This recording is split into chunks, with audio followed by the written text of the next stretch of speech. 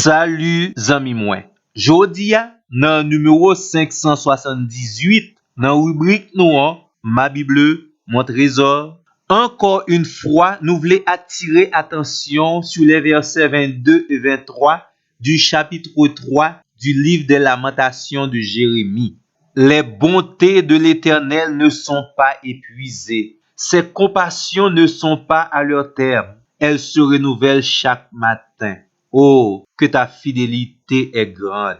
La toute première chose qui attire notre attention, c'est le contexte de ce verset. On dirait ici Jérémie descend dans un abîme. Autour de lui, tout n'est que chagrin, malheur et misère. Même ses pensées sont envahies par la détresse et les choses amères, comme l'absinthe.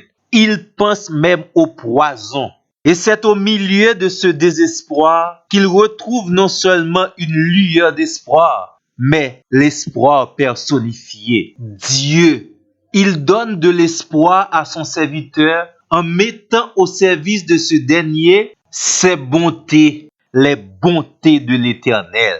Le texte présente un Dieu éternellement bon. Parce que ici, Jérémie a le souvenir des bontés de l'Éternel. Elle pense aux bontés d'autrefois de Dieu. Dieu a été bon pour lui. Aussi, les bontés de l'Éternel se renouvellent chaque jour envers lui. Et le message pour vous ici, chers amis, c'est que Dieu est bon. C'est pas parce qu'il y a un problème qui fait bon Dieu bon.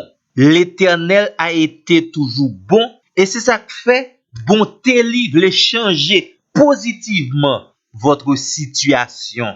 Tendez bien, même si vous t'apprend compter tout problème ou tout malheur ou tout échec ou toute maladie ou toute souffrance ou tout chagrin ou et même là t'a dit c'est bon Dieu qui la cause yo, ça pas retirer rien dans les bontés de l'Éternel.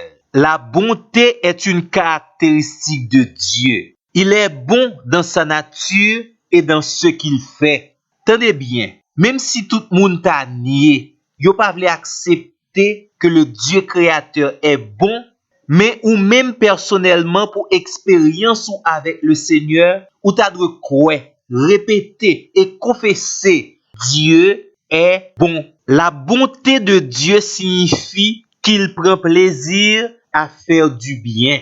Dieu a la disposition à être bienveillant, compatissant et charitable envers chacune de ses créatures.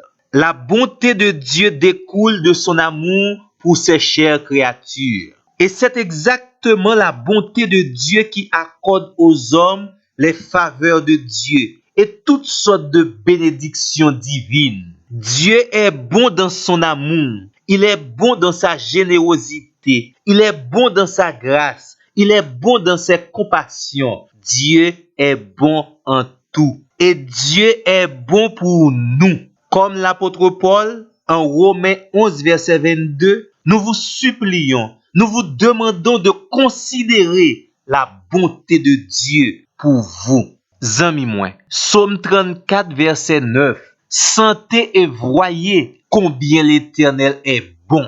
Et même si ça t'arrive, prise de conscience ça, c'est qu'on y a ou prend li pas jamblier. Psaume 100, le verset 5, la bonté de l'Éternel dure toujours. Une plus grande manifestation de la bonté de Dieu, nous joignons dans Psaume 25, le verset 8. L'Éternel est bon et c'est pourquoi il montre aux pécheurs la voie.